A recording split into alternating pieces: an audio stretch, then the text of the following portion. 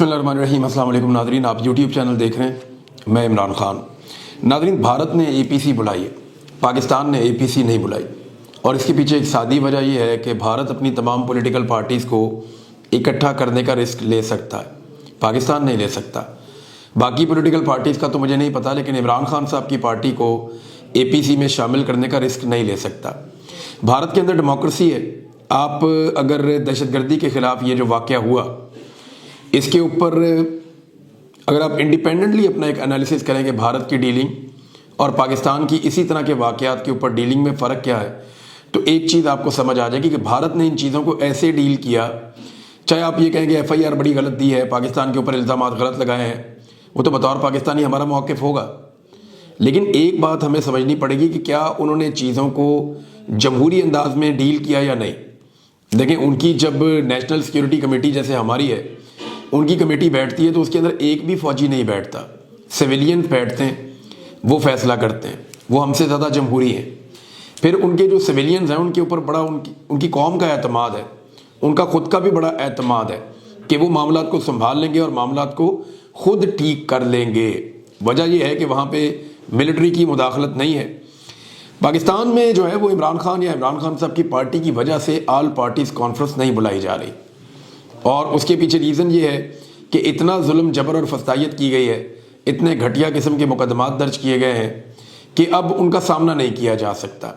जो कुछ भी इस मुल्क की एस्टेब्लिशमेंट ने इस मुल्क की एक पॉलिटिकल पार्टी के साथ किया, इंडिया ने, देखें वहाँ पे नरेंद्र मोदी की जुल्म और ज़्यादती की बहुत सारी मिसालें हैं, लेकिन एक बात याद रखिएगा, वो अपने सियासी मुखालिफिन को इस तरह नहीं कुचलते जैसे पाकिस्तान में किया गया। इद्दत जैसे घटिया केसेस तो उन्होंने बनाए नहीं। अच्छा, ये चीज़ें सियासतदान कभी भी एक दूसरे के खिलाफ नहीं करते, ये चीज़ें गैर सियासी कुव्वतें एक दूसरे के खिलाफ करती हैं। क्योंकि देखिए, सियासतदान को ये पता होता है कि आज इक़्तिदार मेरे पास है, कल उसके पास होगा, परसों फिर मेरे पास होगा, फिर उसके पास होगा। तो सियासतदानों की कभी ना कभी बारी आ जाती है, और वो ये समझते हैं कि एक लेवल से आगे जब आप बढ़ेंगे तो फिर आपको वही सब कुछ बर्दाश्त भी करना पड़ेगा। एस्टेब्लिशमेंट को ये लगता है कि उनके पास हमेशा इक़्तिदार रहता है, हुकूमत किसी की भी हो, उनके पास इक़्तिदार रहता है, तो जिसको दिल करे मारें, जिसको दिल करे उसको तकलीफ दें। अब इस वक्त जो एस्टेब्लिशमेंट के चाहते हैं, उन्होंने किसी किस्म की कोई मजम्मत नरेंद्र मोदी की या भारत की नहीं की है। वो इमरान खान ही था जो कर रहा था खुलकर। यानी जब इमरान खान साहब का टाइम था तो बहुत सारे लोग कहते थे कि इतना फ्रंट फुट पे नहीं जाना चाहिए। उस वक्त मीडिया कहता था कि इमरान खान शायद जंगी जुनून में मुब्तला है, वो ऐसी बातें कहते थे उस वक्त। और आज मीडिया गैरत दिला रहा है बार बार शरीफ खानदान को कि बोलो, कोई एक लफ्ज़ बोलो मुंह से। नवाज शरीफ की मिन्नतें कर ली मीडिया ने, आवाज़ें लगाते रहे, उन्हें बार बार कहते रहे कि मियाँ साहब, इंडिया पाकिस्तान का पानी बंद कर रहा है, मियाँ साहब इंडिया पाकिस्तान को धमकियाँ दे रहा है। मियाँ साहब ने टस से मस नहीं हुए, मियाँ साहब ने कोई जवाब नहीं दिया। मरियम नवाज की मिसाल ले लेना, हर चीज़ के अंदर इन्होंने टांग अड़ानी होती है, हर चीज़ के अंदर इन्होंने पंगा करना होता है। लेकिन यहाँ पे आप देखें कि जब नरेंद्र मोदी की बात आती है या भारत की बात आती है तो इनकी ज़बान बंद हो जाती है। मेरे ख्याल में पाकिस्तान की एस्टेब्लिशमेंट को PMLN की क़यादत से ज़बरदस्ती बयानात दिलवाने पड़ेंगे। जैसे माजी में इनसे बयानात ज़बरदस्ती दिलवाए जाते रहे हैं, अब भी इनसे ज़बरदस्ती बयानात दिलवाने पड़ेंगे, क्योंकि इनकी खामोशी जो है वो बड़ी मानी खेज है। कौम से ये कहते हैं इकट्ठे हो जाओ इंडिया के खिलाफ, खुद ये एक बयान नहीं दे सकते। कौम से ये कहते हैं कि आप सारे मुत्तहिद हो जाएं, PTI को कहते हैं तुम बयानियाँ दो, तुम बयान दो, इमरान खान को कहते हैं तुम स्टेटमेंट दो। ना नवाज शरीफ देता है, ना मरियम देती, ना शहबाज शरीफ देता है, खुद खुलकर बात ही नहीं करते। मरियम नवाज ने एक ट्विटर अकाउंट को ब्लॉक किया, उसका कंटेंट पसंद नहीं होगा तो एक ट्विटर अकाउंट को ब्लॉक किया। उसके बाद रोड़ा पड़ गया सोशल मीडिया पे, क्योंकि सबको ये पता चल गया कि कम से कम वो ट्विटर को इस्तेमाल कर रही है, नंबर 1। नंबर 2, सबको पता चल गया कि ना सिर्फ वो ट्विटर को इस्तेमाल कर रही हैं, बल्कि उस पर ब्लॉक्स भी कर रही हैं, लोगों को ब्लॉक कर दिया, देख रही हैं उसको तफसील के साथ। लेकिन यही ट्विटर जब वो अपने हाथ में पकड़ के इस्तेमाल कर रही हैं तो उन्होंने कोई स्टेटमेंट क्यों नहीं दिया? इसी ट्विटर के ऊपर सिर्फ इतना ही लिखना है ना कि भारत के खिलाफ के जंगी जुनून बंद करे, या नरेंद्र मोदी के पागलपन के बारे में लिखना है। इमरान खान साहब ने क्या कहा था नरेंद्र मोदी को? एक फाशिस्ट आदमी कहा था। इमरान खान साहब ने दीवार के साथ लगा दिया था मोदी साहब को आलमी सतह पे, और पूरी दुनिया में ये बात मशहूर हो गई थी, लेकिन ये खानदान नहीं करेगा। अब इस वक्त ख्वाजा आसिफ साहब ने जो स्टेटमेंट दिया, वो स्टेटमेंट पाकिस्तान के गले पड़ गया। بھارتی میڈیا خواجہ آصف کا یہ سٹیٹمنٹ استعمال کر رہا ہے کہ ہم نے دہشت گردوں کی مالی معاونت، ان کی ٹریننگ اور ان کی حوصلہ افزائی کا جو گناہ ہم نے کیا ہے یا جرم ہم نے کیا ہے وہ اپنے مغربی ممالک امریکہ اور یورپ اور برطانیہ وغیرہ کے کہنے کے اوپر ہم نے کیا ہے۔ خواجہ آصف نے یہ کہا کہ یہ گندا کام ہم نے آپ کے کہنے پہ کیا اور ہم خود پھنسے ہوئے۔ اب خواجہ آصف صاحب بجائے اپنے بیان پہ معافی مانگنے کے اس کی جسٹیفیکیشنز دے رہے ہیں کہ اسامہ بن لادن کو پاکستان کون لایا تھا، کس نے اس کو پناہ دی ہوئی تھی، کون جو ہے وہ یہ کرتا رہا۔ پاکستان کی ملٹری اسٹیبلشمنٹ تو ان چیزوں کو ڈینائی کرتی ہے، وہ تو کہتے ہیں ہم نے یہ کیا ہی نہیں، اور پاکستان کا وزیر دفاع کہتا ہے نہیں یہ جھوٹ بولتے ہیں، یہ آرمی، ان کے آرمی چیف یہ سارے جھوٹ بولتے ہیں، یہ فراڈ کر رہے ہیں قوم کے ساتھ۔ اب پہلے آپس میں تو اکا کر لو نا، پتہ چلے کہ خواجہ آصف سچ بول رہے ہیں یا پاکستان کی فوج کی قیادت سچ بول رہی ہے۔ لیکن میرا ایک سوال ہے کہ ان دونوں میں جو بھی سچا ہے جو بھی جھوٹا ہے، ان دونوں کی ان حرکتوں کا نقصان پاکستان کو ہو رہا ہے۔ پاکستان کو نقصان کیا ہو رہا ہے کہ امیج ہمارا خراب ہوتا ہے، فیصلے تم کرتے ہو بند کمروں کے اندر غلیظ ترین اور گھٹیا ترین فیصلے، اور نقصان میری قوم اٹھاتی ہے۔ پوری دنیا میں جواب جو ہے وہ پاکستانیوں کو دینا پڑتا ہے، فیس پاکستانیوں کو کرنا پڑتا ہے۔ آپ فیصلہ کر لیں تو یہ جہادی ہیں، ہیرو ہیں، آپ فیصلہ کر لیں یعنی ڈالر جس طرف سے ملے نا، ایک دفعہ ڈالر آئے اور ڈالر دینے والے نے کہا کہ یہ جہادی ہیں، یہ انقلاب لے کر آئیں گے، اگلی دفعہ ڈالر آئے اور ڈالر دینے والے نے کہا نہیں اب یہ جہادی نہیں ہے، اب یہ فسادی ہیں اور یہ دہشت گرد ہیں، ان کو مارو۔ اب کل کو کوئی ڈالر لے کے آ جائے گا اور وہ یہ کہے گا جناب یہ اور یہ، تو کیا ہم ڈالروں کے مطابق چلیں؟ خواجہ آصف یہ بھی بتائیں نا کہ مغرب کے لیے آپ استعمال ہوئے تو کیوں ہوئے؟ آپ نے اس کے بدلے میں ڈالر وصول کیے۔ پتہ کریں وہ کون کون ہے جو آج ارب پتی بن گیا ہے، پتہ کریں وہ کون کون ہے جن کے بچوں نے زندگی میں کبھی کوئی کام نہیں کیا، ان کے ماں باپ کا کوئی ایسا ریکارڈ بھی نہیں ہے، اور ان کی بہت بڑی بڑی ملیں ہیں پاکستان میں، فیکٹریاں ان کی پاکستان میں۔ اتنا اربوں روپیہ کہاں سے بن گیا؟ یہ تو سرکاری ملازموں کے بچے تھے، ملٹری اسٹیبلشمنٹ کے لوگ تھے جنہوں نے یہ فیصلے کیے تھے۔ تو پاکستان میں یہ ساری چیزیں ہوئی ہیں، لیکن پاکستان اس کے لیے رسپانسیبل نہیں ہے، جو لوگ اس کے لیے ذمہ دار ہیں ان کو فکس کیا جائے، یہ تو طریقہ ہو سکتا ہے۔ لیکن اب خواجہ آصف نے بیان دے دیا تو بھارتی میڈیا خواجہ آصف کے بیان کو اعتراف جرم کے طور پہ استعمال کر رہے ہیں۔ وہ یہ کہہ رہے ہیں جی اعتراف جرم کر دیا خواجہ آصف نے کہ جناب ٹھیک ہے ہم دہشت گرد پالتے ہیں، ٹھیک ہے ہم دہشت گردی کرواتے ہیں، ٹھیک ہے ہم ان کی فنڈنگ اور ٹریننگ کرتے ہیں۔ اب یہ خواجہ آصف صاحب نے خود سٹیٹمنٹ دے کے اس کا اعتراف کر لیا، بھارتی میڈیا اور عالمی میڈیا اس کو پاکستان کے خلاف استعمال کر رہا ہے۔ ایسی ایک بونگی ماری تھی خواجہ آصف صاحب نے فیٹف کے معاملے میں چند سال پہلے، تو پاکستان کا نام فیٹف کی گرے لسٹ میں چلا گیا تھا۔ ابھی بہت سارے لوگ وہ پرانی چیزیں جو خواجہ آصف صاحب کہتے رہے اور کرتے رہے وہ ساری نکال کر وائرل کر رہے ہیں۔ دیکھیں اسی طرح میاں نواز شریف صاحب کا ایک بیان تھا اجمل قصاب پہ، ممبئی اٹیکس کے بعد، اس پہ میاں نواز شریف صاحب نے جو سٹیٹمنٹ دیا تھا اس کو بھارت نے بہت استعمال کیا، ہر جگہ پہ استعمال کیا، ہر فورم پہ استعمال کیا، کہ پاکستان کے وزیر اعظم نے خود تسلیم کیا ہے کہ ہم نے یہ دہشت گردی بھارت میں کروائی ہے۔ اجمل قصاب کے بارے میں جو سٹیٹمنٹ دیا تھا نواز شریف صاحب نے جب ان کی حکومت تھی، تو ایسے ہی آج خواجہ آصف صاحب حکومت میں ہیں اور انہوں نے بھی دیوار کے ساتھ لگا دیا ہے پاکستان کی ریاست کو۔ اب معاملہ یہ ہے، مزے کی بات یہ ہے کہ جو ریاست کو سو کالڈ چلانے والے طاقتور لوگ ہیں یا اسٹیبلشمنٹ ہے، وہ خود ان کو فارم 47 پہ جالی پہ لائے ہوئے ہیں۔ اب ان سے جان بھی نہیں چھڑوا سکتے، ان کو آنکھیں نکالتے ہیں وہ بھی نہیں کر سکتے، ان کو ہٹاتے ہیں تو عمران خان آ جاتا ہے، عمران خان سے ویسے ہی ان کی جان جاتی ہے۔ یعنی انہیں یہ پتا ہے کہ اگر عمران خان آ گیا تو یہ جو کئی دہائیوں سے ان کی ایک اجارہ داری قائم ہے پاکستان میں، وہ اجارہ داری پھر اس طرح قائم نہیں رہ پائے گی۔ لہذا اگر اپنی اجارہ داری بچانی ہے تو اس طرح کے جوکرز کو برداشت کرنا پڑے گا اور ان کے سٹیٹمنٹس کو بھی برداشت کرنا پڑے گا۔ بہرحال یہ معاملہ چل رہا ہے ناظرین، ماضی میں بھی غیر ذمہ دار سٹیٹمنٹس آتے رہے ہیں، اب پھر غیر ذمہ دار سٹیٹمنٹس آ رہے ہیں، لیکن ایک سٹیٹمنٹ ایک بڑے امپورٹنٹ آدمی کا آیا ہے، اور یہ بندہ ہے بھارتی وزیر برائے آبی وسائل۔ یعنی جیسے پاکستان کے اندر آبی وسائل کا، دریاؤں کا، نہروں کا یہ پورا ایک سسٹم ہوتا ہے، تو جو آبی وسائل ہیں یا پانی کے جو وسائل ہیں ان کا ایک وزیر ہے بھارت کا، یہ بہت امپورٹنٹ وزیر ہے، اس کا نام ہے جی CR پاٹیل۔ اس نے اب ایک سٹیٹمنٹ دیا ہے، اور اس کے سٹیٹمنٹ کے مطابق جو اس نے بات کہی وہ بڑی الارمنگ ہے، کیونکہ اب ڈیوٹی اس کی لگے گی نا۔ اگلا کام اس نے کرنا ہے. یہ ایسے نہیں ہوتا کہ پاکستان میں جیسے اسٹیبلشمنٹ کی ڈیوٹی لگاتی ہے, اسٹیبلشمنٹ کی لگتی ہے, وہ خود ہی فیصلے کرتے ہیں, اپنے بندوں کے ذریعے سے امپلیمنٹ کرتے ہیں. وہ انڈیا ایسے نہیں ہے. انڈیا میں جو وزیر دفاع ہے اس نے دفاع کا کام کرنا ہے, جو داخلہ کا وزیر ہے اس نے داخلہ کا کام کرنا ہے, جو خارجہ کا وزیر ہے اس نے اپنے محاذ پہ کام کرنا ہے, جو آبی وسائل کا وزیر ہے اس کی ڈیوٹی لگے گی جناب ہم نے ان کا پانی روکنے کے لیے سندھ طاس معاہدہ ختم کر دیا, بناؤ پلاننگ. اب اس نے جو سٹیٹمنٹ دیا وہ اس وقت امپارٹنٹ ہے. بھارتی وزیر برائے آبی وسائل یہ سی آر پاٹیل, انہوں نے کہا جی بھارت یقینی بنا رہا ہے, بنائے گا نہیں. یہ سٹیٹمنٹ میں آپ نے غور کر رہا ہے, وہ یہ نہیں کہہ رہا کہ بنائے گا, بھارت یقینی بنا رہا ہے اس وقت جب میں آپ سے بات کر رہا ہوں کہ پاکستان کو پانی کا ایک قطرہ بھی نہ مل سکے. اور اس کے لیے انہوں نے کہا جی کہ ہم 3 طرح کی حکمت عملی یا 3 طرح کا منصوبہ بنائیں گے. ایک, ہم منصوبہ بنائیں گے قلیل مدت کا, 2 درمیانی مدت کا, 3 طویل مدت کا. قلیل مدت کا کیا ہو سکتا ہے کہ آپ پانی کے بہاؤ کو روکیں, آپ بند باندھیں.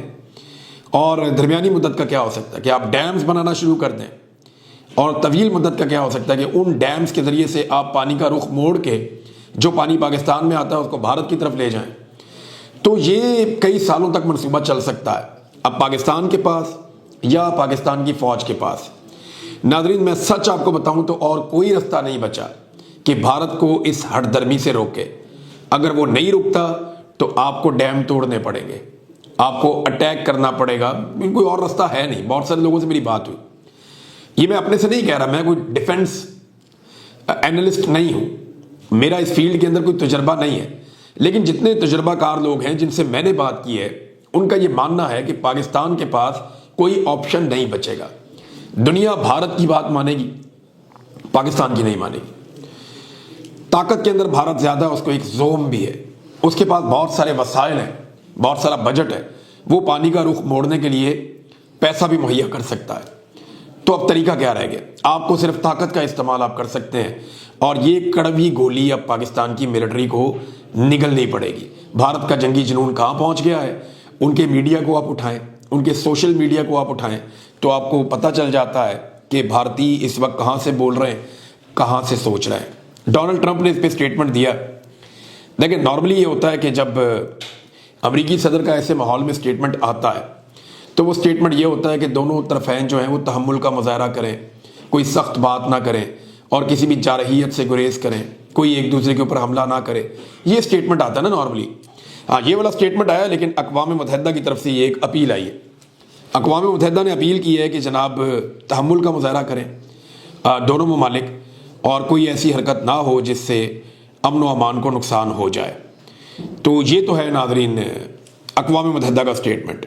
لیکن اگر آپ ڈونلڈ ٹرمپ کا سٹیٹمنٹ دیکھیں تو انہوں نے کہا دونوں ممالک اس کشیدگی کو خود حل کریں, اور وہ کردار ادا کریں گے یا نہیں کریں گے, یا براہ راست دونوں ممالک سے رابطہ کریں گے یا نہیں کریں گے, اس بارے میں ڈونلڈ ٹرمپ نے خاموشی رکھی ہے. اس بات کی انہوں نے تصدیق نہیں کی. انہوں نے کہا تصدیق نہیں کر سکتے کہ ڈونلڈ ٹرمپ خود سے رابطہ کریں گے یا نہیں کریں گے. یہ جناب ڈونلڈ ٹرمپ کا سٹیٹمنٹ ہے. تو ڈونلڈ ٹرمپ نے تو جناب ڈال دیا انڈیا اور پاکستان پہ. اس کا مطلب آپ ذرا سمجھیں, یعنی انڈیا نے کم سے کم اتنا ٹائم مانگ لیا ڈونلڈ ٹرمپ سے کہ ہم کوئی ایڈونچر کرنے جا رہے ہیں, اور یہ سب لوگ دعویٰ کر رہے ہیں کہ اگلے 10 سے 15 دن میں کوئی نہ کوئی ایڈونچر بھارت کرے گا. اور یہ بھارت کے اندر سے جو سورسز ہیں وہ بھارت کے اندر جو ڈیفنس اینالسٹ ہیں ان کو بتا رہے ہیں, اور وہ اس بات کو دنیا کے سامنے رکھ رہے ہیں. انہوں نے کہا میں پاکستان اور بھارت دونوں کے قریب ہوں, ان دونوں کے درمیان کشمیر کے مسئلے پر لمبی لڑائی چل رہی ہے, اور بہت سالوں سے یہاں کشیدگیاں چل رہی ہیں. بڑا ایگزیجریٹ کر کے ڈونلڈ ٹرمپ نے یہ سٹیٹمنٹ بولا. انہوں نے کہا وہ کسی نہ کسی طرح اسے حل کر لیں گے, اور خود کوئی براہ راست وہ رول پلے کریں گے. اس پہ انہوں نے ابھی تک کوئی خاص بات نہیں کی. اب ناظرین ایک اور اس میں سرور باری صاحب کا سٹیٹمنٹ ہے, یہ بڑا امپورٹنٹ ہے. سرور باری صاحب نے جو پاکستان تحریک انصاف کے اوپر بار بار لوگ کہتے ہیں کہ انہیں مذمت کرنی چاہیے, انہیں سامنے آنا چاہیے, ابھی وہ حکومت نہیں اپوزیشن ہے. جیل میں بیٹھا ہوا آدمی جس سے کوئی مل ہی نہیں رہا, اس کی مذمت کیسے باہر آ جائے؟ وہ کہتے ہیں کہ جو لوگ یہ چاہتے ہیں کہ 3 سال سے جاری ظلم اور جبر کو بھلا دیں اور یک جان ہو کر انڈیا کا مقابلہ انہی ظالموں کی قیادت میں کریں, ان سے ایک میرا معصوم سوال ہے کہ ظالم اور جابر سے یہ کیوں نہیں کہتے کہ وہ ملک کی خاطر مظلوموں سے اپنے ظلم کی معافی مانگے، ظلم بند کرے، سیاسی قیدیوں کو رہا کرے، تاکہ ملک میں یکجہتی کی پر اعتماد فضا پیدا ہو، تاکہ پوری قوم متحد ہو کر دشمن کے عزائم کو ناکام بنا سکے۔ یہ سرور باری صاحب کا سٹیٹمنٹ ہے۔ دوسری جانب ناظرین، علیمہ خان صاحبہ نے بڑی کوشش کی ہے، سلمان اکرم راجہ صاحب، دیگر تمام لوگ کوشش کر رہے ہیں کہ عمران خان صاحب سے ملاقات ہو پائے، نہیں ہو پا رہی۔ ایک بڑا دلچسپ سوال ہے جو علیمہ خان صاحبہ نے پوچھا قائم مقام چیف جسٹس اسلام آباد ہائی کورٹ سے کہ اگر میرے ساتھ جو وکیل موجود ہیں یہ توہین عدالت کرتے ہیں تو ان کے ساتھ کیا کرنا چاہیے؟ تو جج صاحب نے کہا انہیں جیل جانا چاہیے۔ تو پھر انہیں بھی جیل میں بھیجے نا جو آپ کا حکم نہیں مانتے، یہ علیمہ خان صاحبہ نے کہا۔ تو جج صاحب جو ہیں وہ کب تک اس چیز کو برداشت کریں گے، اس کا سامنا کریں گے؟ پوری عدلیہ کو شرمندہ کروا رہے ہیں۔ آرڈر دیں اور آرڈر کے اوپر امپلیمنٹ کروائیں، آرڈر کے اوپر عمل درآمد ہوگا تبھی عدالت کی عزت باقی رہے گی، ورنہ یہ توہین عدالت ہے، جتنی مرضی آپ کروا لیں۔ ناظرین، کچھ لوگ جو ہے وہ دعوے کر رہے تھے کہ گئی 4 مہینے کے لیے عالیہ حمزہ جیل میں۔